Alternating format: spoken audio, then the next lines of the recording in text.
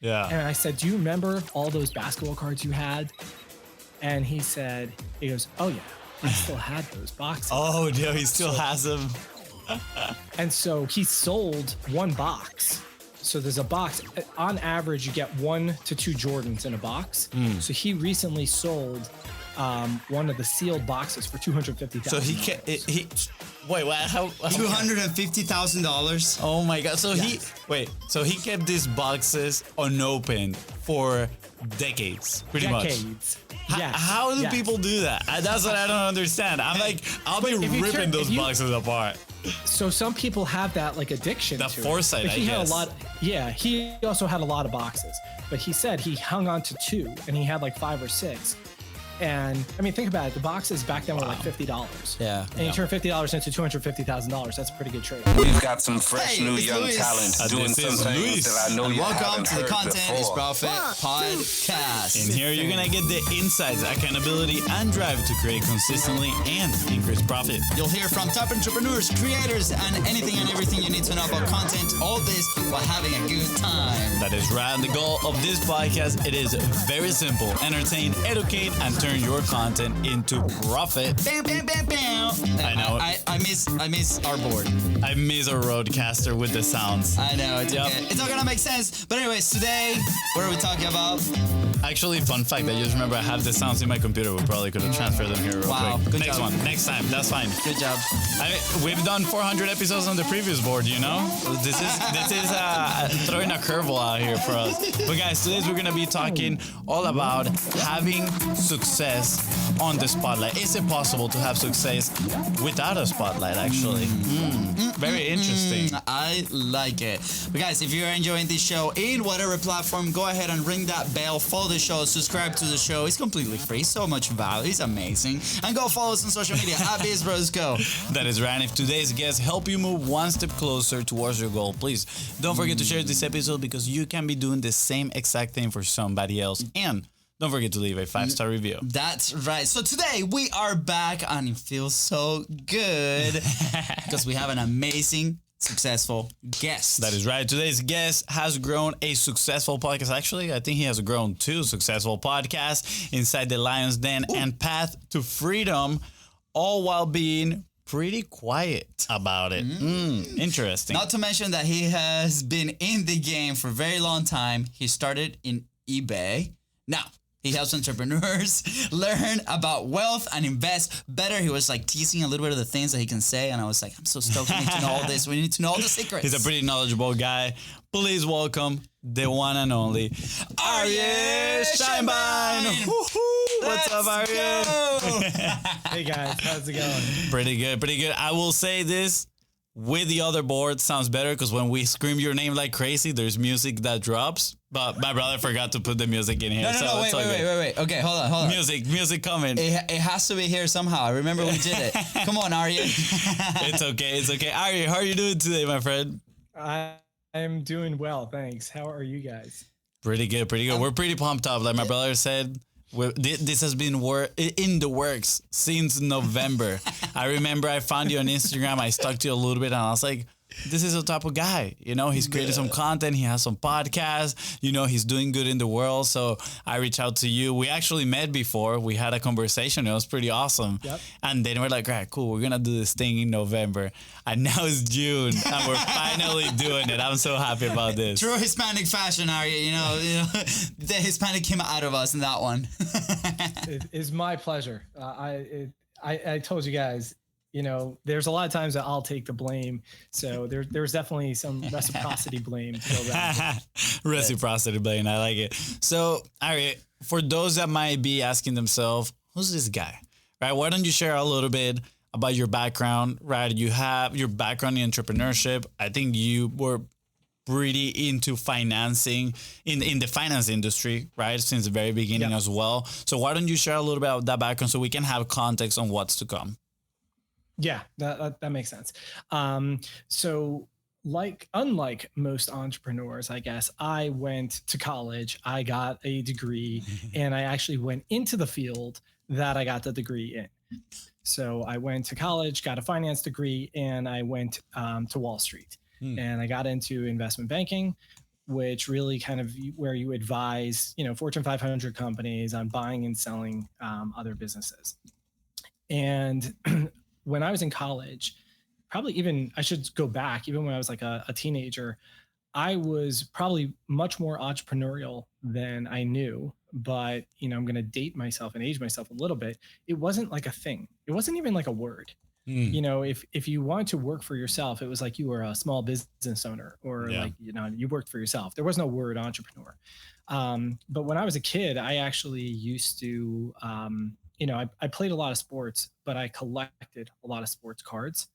And before Gary Vee even made it like cool thing to do, I was basically flipping cards, but arbitraging them.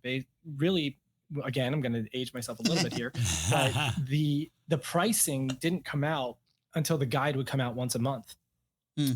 And so when a player was playing well, you really had like a window of time before the next price guide would actually reflect that in the price guide. Or if it had already gone to print and he started playing well, you now have even like a little bit longer. So I would accumulate player cards, especially like rookies, where they were playing really well, or a guy who's a second or third year wasn't super known and he was playing really well. My dad would take me to card shows on the weekends, and I would just like hunt for deals, because how many dealers can know every upcoming player? Yeah. And so I would find the opportunities. I'd buy them, let's say, for $1 or $2, wait for the player to really get going, and sell it for $5, the next month or whatever it was. Yeah. And to me, it was just like kind of normal, kind of knew what was going on, but I didn't think like you could make a living like that. I didn't think like, hey, I'm not going to go to school or do any of that stuff. Right. So it was like, get a good job, go to school, do well, get a good job. And that's what I did.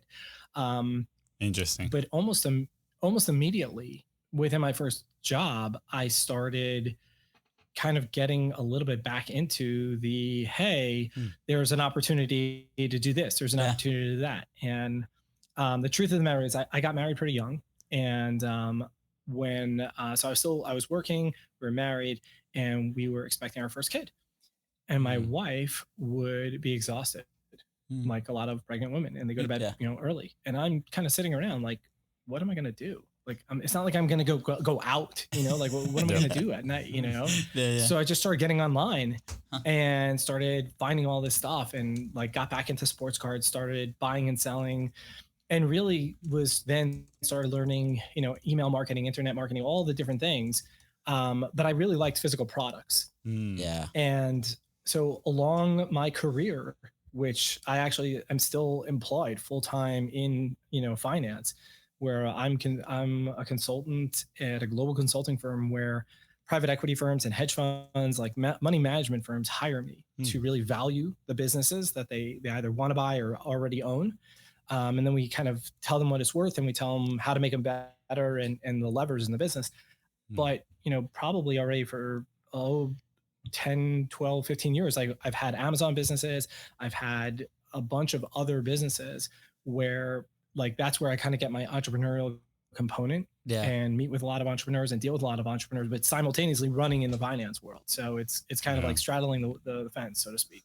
So you're like the OG drop shipper, like the e-commerce, the OG e-commerce guru. Because I feel like, and I think like we talk about this when we first met, it was like, none of that was really like, now there's courses about it. Everybody's trying to sell you the course on, how to make all this money by selling physical products, and you're figuring it out yourself. Now, this is a little bit a personal curiosity question, but are you still doing the trading cards? And I'm asking because we recently watched this documentary on Netflix. I don't know if you've seen it. It's called King of Collectibles. With Golden. And it's pretty much, it follows, I don't remember his first name, but his last name is Golden. And there's a company, I think it's Golden Company, that what they do is they collect these items and then they resell them, They auction them out. And obviously a lot of it, they're chasing cards. A lot of their big product is trading cards, right? They were looking for like the triple LeBron, something like that. We don't know anything about that, but I'm surprised because like he literally offered the guys on the spot. He's like, I'll give you $1 million right now if you give me these cards and let me sell them for you. I was like, this is my blow it, $1 million for a card, right? So I'm curious if you're still, after all these years, have you still, kind of like working with those collectible cards? So it's funny. When I was a kid, they didn't have it wasn't even like a thing. So the big thing now is to grade the cards.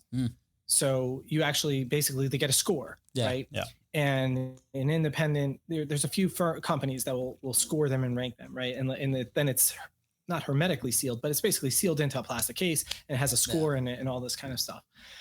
That wasn't a thing when I was a kid, but putting things in protective cases and taking care of it was. Yeah. And I remember when basketball cards, so Topps was the brand, but Fleer came out with their first product, and it was Michael Jordan's rookie year and Dominique Wilkins' rookie year and Spud Webb. And I'm trying to think what other Hall of Famers were in that set. It was a ridiculous set. Okay. Yeah. We're saying yes with our heads, but we're like, we know nothing about it. Besides Michael Jordan, we're like, we believe you. We believe you. We're like, that was the best set. So, okay.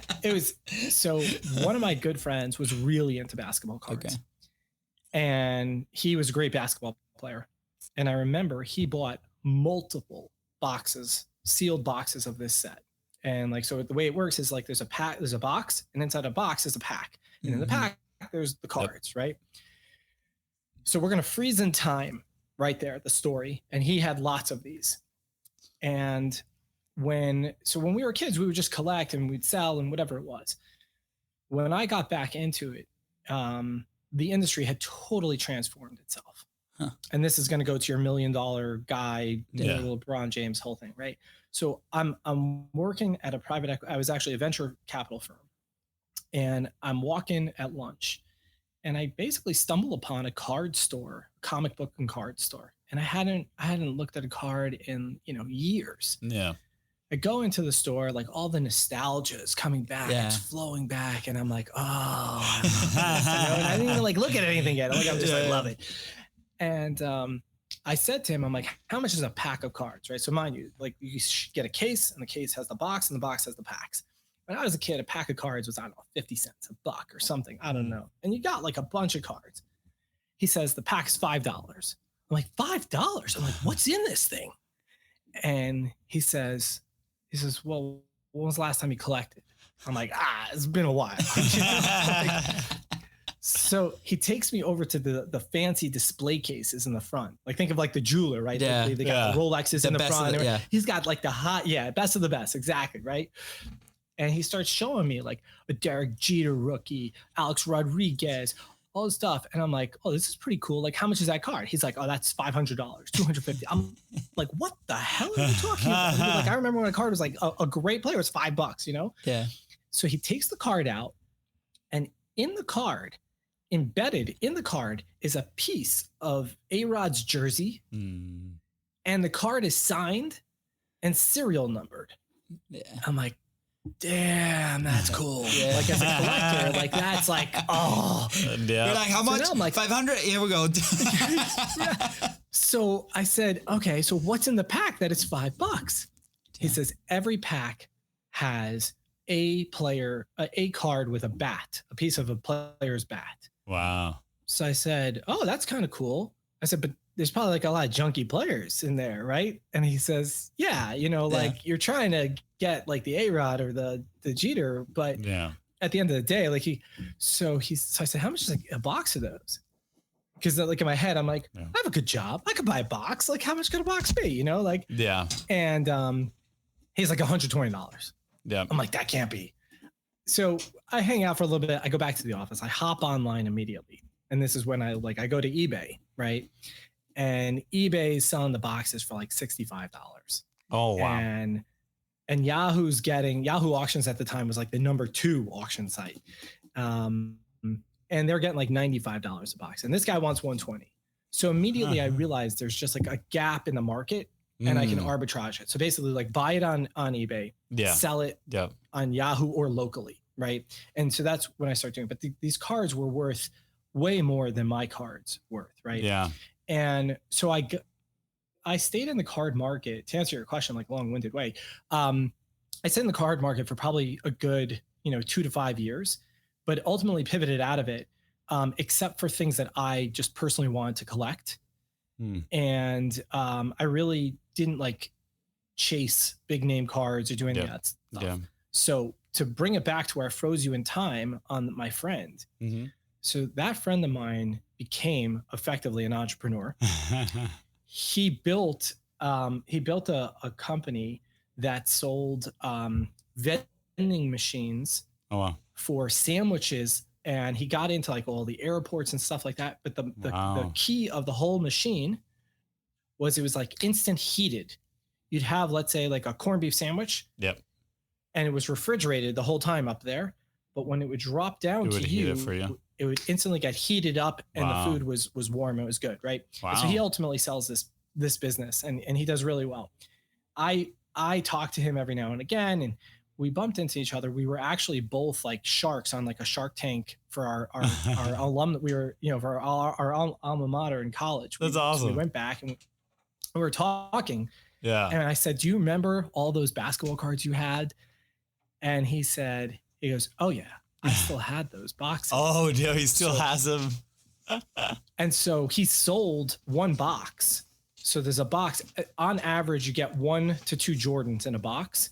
So he recently sold one of the sealed boxes for $250,000. So he wait, what? How $250,000? Oh my God! So Yes. so he kept these boxes unopened for decades, pretty much. Yes. How do people do that? That's what I don't understand. I'm like, I'll be ripping those boxes apart. So some people have that like addiction The to foresight, it. But he I had guess. a lot. Yeah, he also had a lot of boxes, but he said he hung on to 2, and he had like 5 or 6.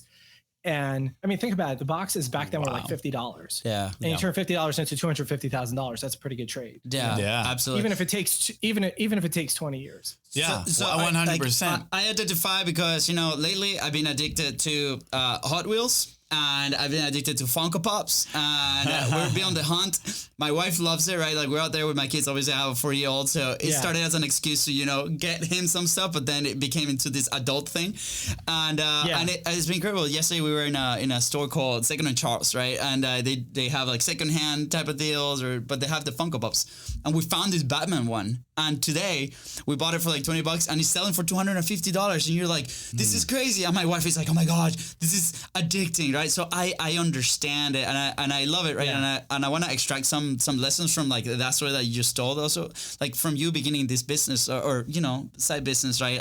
When you were a kid and trading and learning the value of things. I think is so important, right? To what not only what you're doing now but people also in this entrepreneurial journey.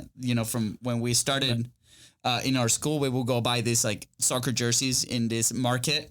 And then we will, 5X what they were and selling them in school. So I think it's super interesting to learn that background and what drives everybody. Yeah, and I'm curious, like, you seem to have an eye for spotting opportunities, right? And I feel like now you're working, valuating businesses. Like, literally, I feel like this has been a constant in your life. At first, you were, valuating trading cards. And then you climb the ladder, and now you're evaluating businesses and, seeking opportunities here and there. And I'm very curious on how, like, or where does that vision comes from? Is it your family? Yeah. Was it just you, right? Like, was it necessity, right? Because some people step into the entrepreneurial world because of necessity. It's like, oh man, I need to find a way to maybe feed my family, etc. Right? And I'm so curious on how you developed this. And more importantly, how have you nurtured it throughout the years to now be able to better spot opportunities? Yeah, it's very funny because if we were having this conversation like 3 to 5 years ago, I would have had a very hard time seeing what you just laid out to me. I would have been like probably mind blown by the sentence that you said, because before I got really deeply involved in the entrepreneurial community, I took it very much for granted. Yeah. And I didn't even see that that's what I did. I had a very hard time connecting that I would see an opportunity and one thing and another thing. I would say for an entrepreneur, what's really interesting is I am very entrepreneurial, but if someone were to say, are you an entrepreneur? I would struggle to answer that yes, for the simple reason of one of the key success tools, I believe, of entrepreneurs is speed to action, right? Yeah. And not over analyzing, and not, like, it's kind of like that whole ready, fire, aim type of thing, right? You just go, and you'll fix it. And the analogy people say, jump out of the plane and build a parachute on the way down, all the things, right? All the standard taglines. But I think one of the things that holds me back is that I do all the analysis. But that is where I find a lot of these opportunities. It's in the analysis, right? That, like, I look at something, whether it's a trend, whether it's the gap in value. So we actually define value. If you actually look at, like, this is the most boring thing I'll say today, but like the definition of value of what a willing buyer and a willing seller will agree upon. And it sounds like, duh, of course, but it's not, but it's actually really interesting, because I remember I work in New York City, right? And you ride the subways. And I think when I don't know if it was eBay's tagline, there was, I think it may have been eBay, or it may have been, what's the one in, like, Mercado, or there's another platform. I think it's like Mercari, or Mercari. And then there's Hotmart for e-commerce and, informational products. When they first were starting, one of their taglines was, "Your junk is someone else's treasure," something to that effect. And it's so true, because, like, just because you don't see the value in something, somebody else does, right? Like, so one of my sons is really into golf now, so he wants me to take him to garage sales. Because people don't know what they have. True. And he wants to buy golf clubs on the cheap. Like, he has a good set, but he's always looking for, like, that one, sand wedge that'll, like, someone has, and they're trying to ask $10 for it, and it's really $170 or $300 or whatever, because their father, their grandfather, they don't know, right? So being able to identify things, whether it's in a business or whether it's in a physical product, it becomes like, it's just a knowledge base. You start to, the more you're around these things, you start to identify it. So for the entrepreneur who's like, hey, I'm building this business, like, when you look at what is missing or what you're trying to achieve or whatever it is, a lot of times that is the definition of the value, right? So what is a willing buyer going to pay you for that quote unquote value that you're creating or you're giving them? And so I tell people a lot of times that I can look at numbers and they tell me a story. And what I can do then is make the numbers tell a better story. And so it's the same thing, kind of like seeing that value that may not be showing out correctly. And saying, okay, listen, this is what you want to do. And now the value is going to look very, very different. You're going to reposition it. It's interesting. It's like an offer, Wait, do you have a question? Yes. I just have a quick reference here real quick. I'm reading a book right now called With No Fear of Failure by Thomas Faggio Jr. That's how you maybe pronounce his last name. And on the first chapter, he's telling his story, right? And he used to work in finance too. And I'm pretty surprised because he just talked about what you said. He wasn't like the typical entrepreneur and all these things. He was more of an analytical person, and he managed to build the biggest waste company in the world, right? And the way he did it at first, sure, there was a problem, right? Some people weren't picking up the trash in their neighborhood, and so he said, like, why don't we buy a truck for the neighborhood? And somebody jokingly told him, why don't you buy a truck for the neighborhood and you do the trash service? And that got him thinking. He's like, well, maybe I can, right? Like, there's some value in here. Like, they're asking for it. And he said the first thing that he did was run the numbers. On the story, it says, I stayed all night long running numbers and, figuring this out. And then I had a plan, and he said it was, worth trying. Years later, he had the biggest waste company in the world. And I find that very interesting, right? Because it's, like you said, like, most entrepreneurs are speed, speed, speed. But I feel like something that we've learned throughout our journey in entrepreneurship is, like, there's not just one way of doing things. Like, everybody has their own how, and you can get to the goal in different path. So I'm curious, right? I'm curious to see what you're gonna build in the future. You know, you're like, you remember about this guy, and I feel like that's a superpower. Be able to see numbers and, like you said, tell a better story with those numbers, right? Like I feel like you understand value so deeply, and maybe that's connected to all the experience you've had with the trading cards. That people sometimes don't even realize how much value they're offering through their businesses. Yeah. I hear that. And you had asked a question before. I know you have a follow-up question there. My father and mother, neither of them were entrepreneurs. But the crazy thing is my mother was like this, and she still is, this like deal finding shopper.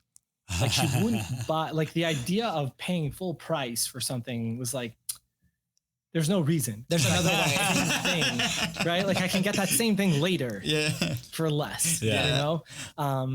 So there was definitely inherent, like when I started the arbitraging, I was like, like it was ingrained, but not like, hey, listen, sit down and let me teach you. So you're like the OG e-commerce guy, and your mom is like the OG couponing lady.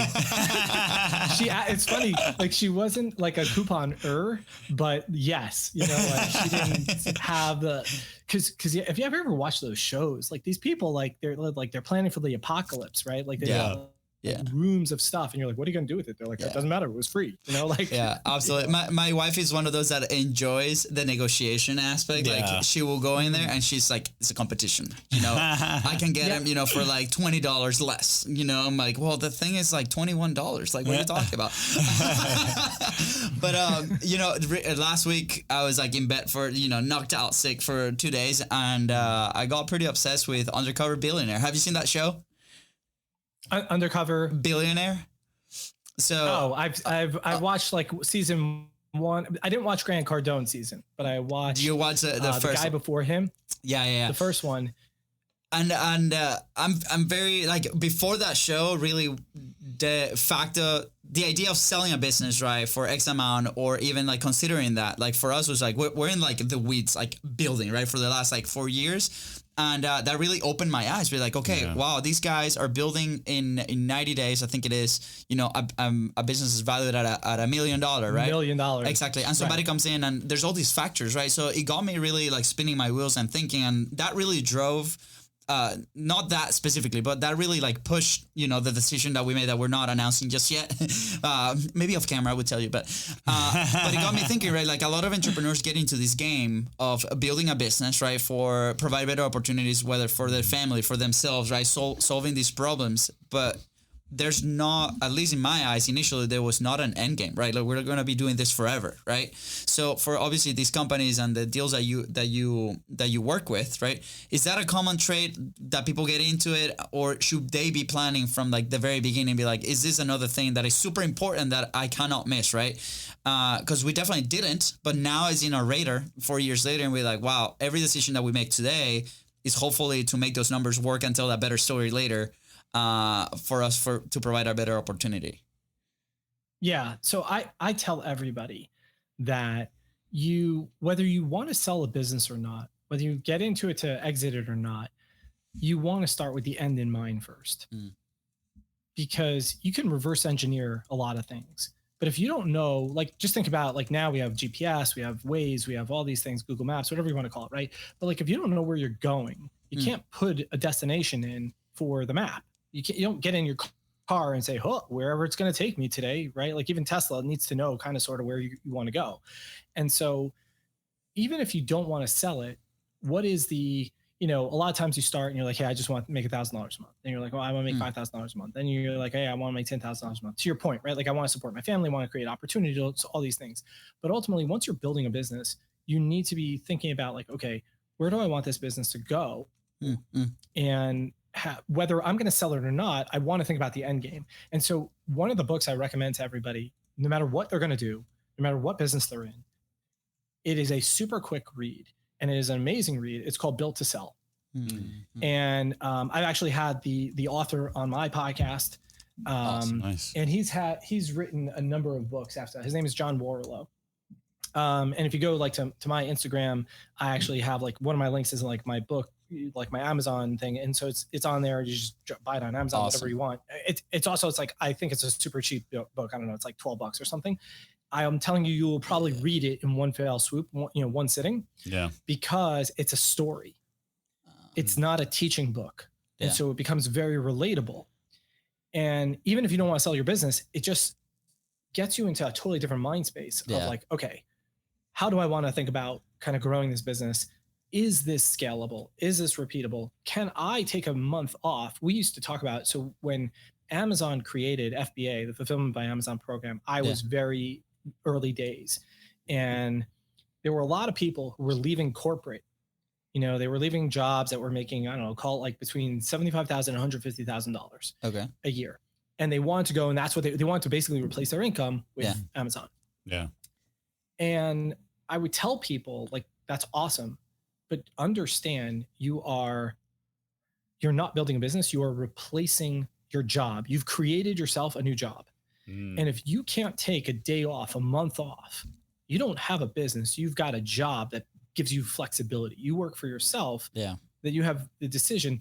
But in Amazon, like if you don't, in any physical product business, right, you need the money to go back into the business to buy more products, because you're out of products. You can't sell any products. You can't sell any products. You're not making any money, right? Like it's a little bit of chicken and the egg, right?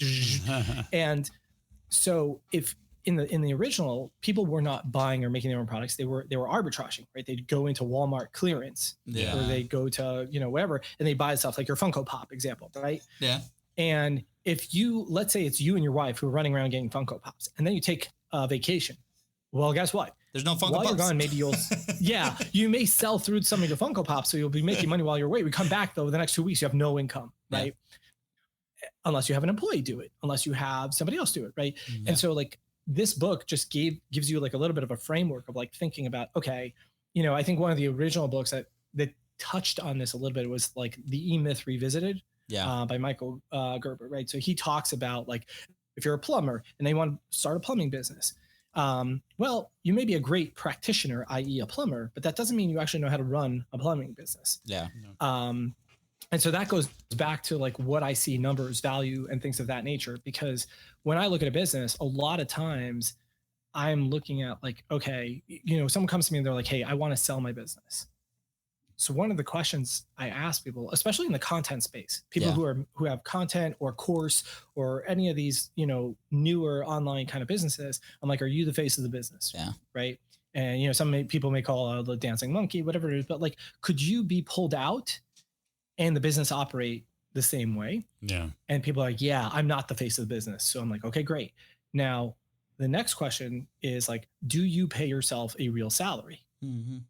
And everybody thinks this question, like, I'm not the IRS. I don't really care.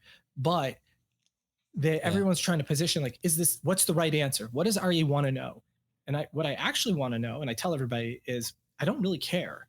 What I care is if I bought your business and you were not there, how much would it cost me to replace you in the business, right? So like, if you're giving yourself $25,000 a year, but you're taking a $150,000 draw, and then you sell me your business, the reality is I have to hire probably $100,000 employee or $150,000, like someone to run that business, right? Versus if you were paying yourself $150,000 and then taking a $50,000 draw, I'd be like, okay, that's fine. I could pay someone the $150,000, and the draw would go to me as the owner, right? So like, is this business supportable with the salary structure you've created, right? So these are just like fundamental things that like I tell people when thinking about this stuff.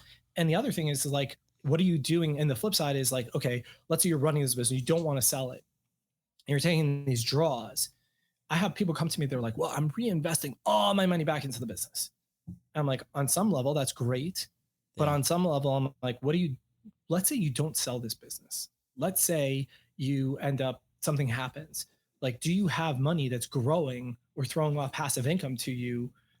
Passive is a kind of interesting word, but let's say, is it growing in the background, right? Like, because I think part of the thesis that people get wrong is like, it's not build a business, make all the money, and then invest. You kind of want to be running them simultaneously. It's like build a business and invest. Absolutely. And so a lot of people are like, oh, I'm sitting on all this cash, but I'm going to reinvest it in my business. I'm like, okay, that's fine. But just think about it as like, you're an employee of IBM Yeah. And they're giving you this massive bonus. And now you went and bought IBM stock with that massive bonus. Is that the exposure you actually really, really want? Now, granted, IBM, you don't have control over. Your business, in theory, you do. Yeah. But there's thought processes that kind of like, I think a lot of people just don't think about that are important to think about. Yeah, absolutely. I mean, I think there's no place, or at least like in our personal experience, that this is openly talked about, right? Because I feel like at the very beginning, right, when somebody's starting a business, we started an agency a while back, and I remember it was like a race to the bottom on pricing, right? Like we're just competing, and then, but if we have this insight, right, and we're planning ahead of like, hey, here's where we want to go, we need X amount of margins, right, based on the work that we put in, then I think you can tackle those situations with a little bit more confidence, right? We're like, well, this is what it is, and this is the quality, and like maybe it helps us find the right amount of client or the right type of client in that sense. And I think like the first 2-3 years of us building this thing before the show even started, right? This is like 6 years ago. It was a lot of trial and error in that sense, and to a point where we didn't pay ourselves and you get into like this negative flow in a sense, where you're like, wow, we're putting all this work, right? We don't see the results. So I think this is a pretty interesting conversation to have early on, right? So everybody that's listening right now, obviously go follow Aryeh. All the links are gonna be right below. The books are gonna be linked right below as well. So I think starting that conversation for the people that are starting businesses or on the content creation, if you're running an agency, like this will help kind of guide like how to structure your whole company. I think it's going to be super helpful. I know we're running out of time, and I have so many questions still that I want to ask. Part two, not in next year. Not in 6 months, no, not next year. But I love this topic, and I would like to keep talking about this as well. But before the end, I just want to kind of like go in a different direction, right? And I'm curious about why you started your podcast, right? And I noticed that Lion's Den was actually paused for a while, and that episode just got published recently again. So congrats on retaking that. Yeah. And then Path to Freedom, I think it's been pretty active too. Has some recent episodes in there. Says 5 days ago. So that's pretty good. And I'm curious, right? Because of course you have this entrepreneurial side, but that also you said. And I was pretty surprised the first time I met you when you mentioned that you still had your job and you were doing your things, right? And I was like, oh, that's pretty interesting, right? And it made me curious on why you decided to start a podcast, right? I feel like a lot of people, especially people that are holding a job, they might be a little reluctant on starting their own platform as well, because it's like, well, the company policy, or what do I say, etc. All these things, right? There's a lot, and maybe you have that challenge. There we go. They're all true. Like I definitely compliance is like there's certain things I can do, I can't do. Like I can never give financial advice. So anything I say is like I'm just a dude on the internet, like whatever. Yeah. But the truth is there were a number of reasons for the podcast, right? So the podcast, I think part of it is I like having conversations and I learn a lot from even just this conversation. Like there are tidbits you pick up, right? Yeah. Even if I'm the listener, I definitely will pick something up. And so meeting people and talking about their businesses always gives me more insight into whether it's how to run my business, a business I'm advising on, or just something I haven't even thought about in the past, right? Yeah. And like even this weekend, a perfect example, like my wife is a teacher, but she's also a personal trainer. Okay. And there was another teacher at the meal. We were having a meal together, and she's more in the administration of teaching. And she's been like, you got it. She's been telling me, you have to tell me and your wife what e-commerce business we could start. I know you're holding out on it. And I'm like I'm holding out on my wife. Like, I don't know. But it took me, I said, listen, let me think about it. And literally by that night, I had thought of something that I'm like, you guys have the expertise in something. It wasn't a course. But I'm like, you can totally build this product, like create this product. Because she was like throwing out like a lot of trending things. And I'm like, that's not what you want. Like you're no different than somebody else. And so I kind of, kind of framed it. And I think a lot of these things come from conversations that I have with other people, different angles, different. So the podcast was, I think, multifaceted. One is I wanted exposure to more people. Yeah. I really love interviewing people. I really do. And, some people, like, they're not good public speakers or they're not good podcasts. And the truth is, like, if I go back to my first 5 podcasts, which were all solo episodes, I cringe. Like, I sound horrible. I was trying to script it. It was like but it was such a good learning experience. Absolutely. Yeah. Because I'm like, you know what, you expect to be good at something because you're good at this. You think you're going to be good at that. And like the two have nothing to do with each other, right? Like you're like, why do you think you were going to be good? But whatever. So it was a new skill. I think the pause is the challenge goes to I have so many things going on, being consistent. And that's definitely a challenge for a lot of people who are juggling things. And it also has been good to learn, to be consistent. Like, you see, like, when I'm consistent, like, the podcast is ranking top 100. When I stop, it obviously falls out of the rankings, Yeah. And so I think the other thing was that originally I thought I was going to do consulting from it. And I found that, I work in a consulting firm and I don't really want a conflict of interest. And like, to your point that you made about, people like, oh, I can't say this. That was one thing. I was like, oh, this is going to be a problem. So let's shut that idea down. Yeah. But I like the idea of meeting people who have accomplished things or have written books or whatever it is, and just kind of, get a sense of like, and bring that to other people who would never have heard of them or never have known. Absolutely. So like things that you guys do with your podcast. Yeah. I mean, I know jokingly you kind of said this at the beginning of the episode, right? But you're like, like if you guys want a financial consult during the episode, right? You guys can have one, for the length of the episode. And it's not just about getting the financial consult for free, right? In the podcast episode, it's about what you mentioned, right? Like, everybody has their drop of knowledge that they're coming in, and then you're getting like mentorship for free in some cases, right? You said that you had the author of Build to Sell in your podcast. I'm sure you learned a lot because now you're able to go deeper, right? You've consumed some of their content and you have questions that you want to illustrate and highlight them for your audience, but at the same time, you want to satisfy some of those questions, some of that curiosity. You're like, you know what? And probably your audience is aligned with you on the questions that you have. So all those questions that are coming to your mind, they're going to resonate with your audience as well. But for us, that has been one of the biggest cases for podcasting is building relationships, right? Like, our network has grown. Like, we would not have the network that we have right now if it wasn't for the podcast, to be honest, right? I mean, we do 3 interviews a week. We're doing a little bit more solo episodes now, but we're doing 3 interviews every single week. We're in episode like 450. And it's amazing because now also we don't only build relationships, but then opportunities start flourishing here and there, right? Like, hey, do you know this person? Do you know this other person?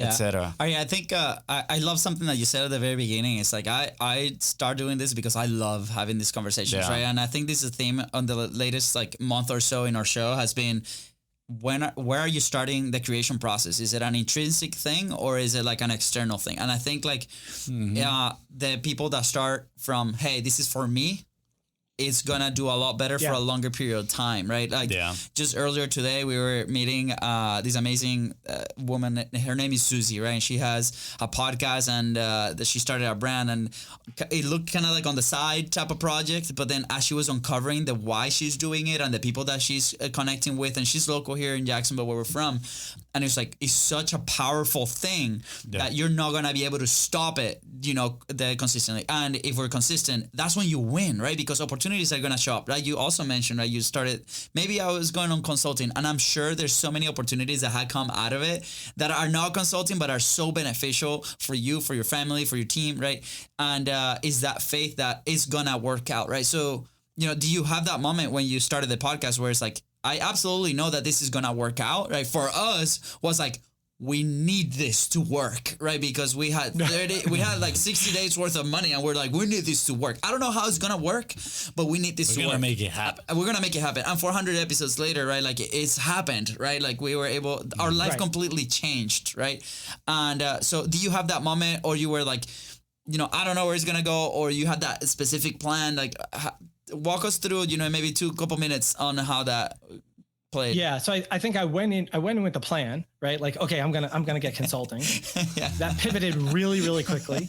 And not because like I realized I had I would probably run into a conflict at my day job. But what started to happen was, so there was, even to this day, my podcast listener base, the topic and what I talk about other places aren't all congruent. Yeah. And what I mean by that is like, I could talk about investing all day. Yeah. I could talk about building businesses all day. And I could talk to the person who has a job at a company, and I could talk to the person who's an entrepreneur. And most of the time when I deal with investing, I'm more focused on the entrepreneur because they don't have the time or the bandwidth or the background in that. And that's totally great. But the podcast actually doesn't talk about investing. It talks about like business building, right? Yeah. And so there's like all this, where's the connection? Where's the connection? Yeah. But to your point, I get the most random outreach from the podcast for all of the things. And it's actually super cool because it creates certain opportunities. Absolutely. It creates certain relationships. And at the same time, I think, 5-10 years ago, when podcasts were much smaller, so to speak, you reach out and anybody would give you an interview, right? And now there's a little bit more of gatekeeping, right? Yeah. Like, a big name person would be like, well, dude, whatever, how big is your podcast? Never heard of it. You're not Joe Rogan, like whatever, Yeah. But I still think like there are people, at least locally, even like I'll go somewhere and people will be like, oh, you haven't had an episode out in a while. What the heck is going on? And like, A, I feel bad, right? But B, it tells me that someone is actually benefiting and listening and gaining from it. Yeah. And so I never know where that, like, hey, what that's going to bring. But I think in general, I have found that like people connect to audio is this really cool thing, right? Like it's very intimate. We're in people's ears right now. And whether it's on, in an earphone or just on a speaker, and there's a connection built. There's no question about it. Now, sometimes it leads people to kind of go find out more. And sometimes it dies in the water because it's probably not a great conversion platform, right? Like, podcasts are not like, oh, let me just hop over and like, go to a website, but it's informative. And I think in general, that's how a relationship is built. Like, hey, I gained something from this, eventually something will kind of come. And I think for me as the host, I enjoy it. And I think something will come, I think the master plan is still kind of figuring itself out because it's kind of taken, turns and stuff like that. But and it's meant is meant to take turns, right? As as every life of creators or channels on YouTube that you see, like the creators, they pivot. It's not always going to be the same, right? They grow as the audience is growing with them as well. So I think that's pretty cool. We're going to have to do a follow-up episode just on publishing. I think it would be really cool, honestly, just to hear more of your thoughts, maybe some of the things that you've learned throughout the process, and maybe some of the cool people that you've interviewed. Because I know we're getting here. We're at the end. Actually, we're past the end. We're spent the buffer that we asked for, but we have like one more question, right? That to ask. But I want to do a quick reflection on the beginning of the episode. You mentioned you define value, right? And a lot of people that come into publishing is like, what is the value of my publishing, right? And you mentioned it's like the agreeable price, I guess, right, between the seller and the buyer, right? Is that did I butcher it? Probably ish. So we'll roll with it. It's good enough. Yes, let's go. You get a C-. C-. Hey, I'll take it. But with your podcast or your publishing platform, right, is very similar, right? The value of this show of Content is Profit is beyond what it has generated sales-wise for our business. Is the network, the relationships, us being able to pick up the phone and call anybody of those 400 people that we've interviewed and be like, hey man, how's it going? Ask a question and be able to, get an answer from them. Yeah, it's worth more than $1 million, right? And for us, it's worth it. For us, it's worth the time, the investment that we put into this platform. So I want the listener to reflect on that. Be like, okay, what is the value? All the questions like, what is my ROI, right? It's like they want like a very cutthroat, like, oh, it's gonna be, if you invest $500, you're gonna get $2,500. Well, guess what? With this type of content, is way more than that. And I think we have to look inside of like, why are we creating in the first place? Can we develop relationships? And those relationships are going to be way more valuable in the long term. So I just want to make that final reflection before we head out. And I have the last question for you. It's like, where will you be today if you did not publish? I'd be even quieter or less known online. That's for sure. I think the publishing, you've hit on so many of the things it does, right? So let's leave the relationships out for a second, because I think that in of itself is a skill that people kind of learn and improve over time. Yeah. But just the ability for someone to say, oh, I know that person, or, oh, you should talk to that person. And it's not even like a deep relationship. It's just like, oh, I've seen that, or I think that just drives credibility. And it's funny because like if you look, I'm not like a social proof guy. I don't tout all the things I can or have done. And it actually goes against my whole nature. It's just like so anti me. But I think when you have that podcast, if I didn't publish, it would, the external credibility would even be diminished, irrespective of all the things I have done, because I don't market and I don't tout myself. The podcast standalone just does that. So without the publishing, without content, that's what it would be. Yeah, absolutely. Sustained period of publishing is such a good tool for earned credibility. It's crazy. Yeah. And even at the beginning, maybe if you don't have that track record, like long episodes, it's also a really good tool for perceived credibility if you're bringing on like some bigger people, right? We have this term, I'm not going to go too deep into it, but like ladder of influence. And, when we first started, we were in a mastermind, and our coach, he was definitely higher up in the ladder of influence that we were. So we decided, hey, let's bring this guy on. And, then we leverage his name to bring the next 100 guests, right? We're like, this guy has been in our podcast. You want to be in this podcast too, right? Right. And the perceived influence was there. And then guess what? After those 100 episodes, we earned that credibility as well. Yeah. Yeah, it's been a pleasure, man, getting to know you. I love the stories, all of them. This was awesome. It was worth the wait. It was worth the wait.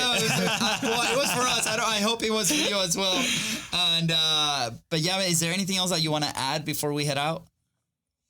No, I appreciate it, and I actually, like you said, I think we could probably talk for hours. So if we do another one, we'll probably pick a lane and try and stick with 3 lanes. We'll just book it at night, just really, we'll do a 24-hour marathon. Yes, there you go. Absolutely, Fonzie. Is there anything you want to add? I'm just grateful. Thank you so much, Aryeh. I appreciate you. Hopefully, the next one we can actually do it in person. I think that would be pretty cool.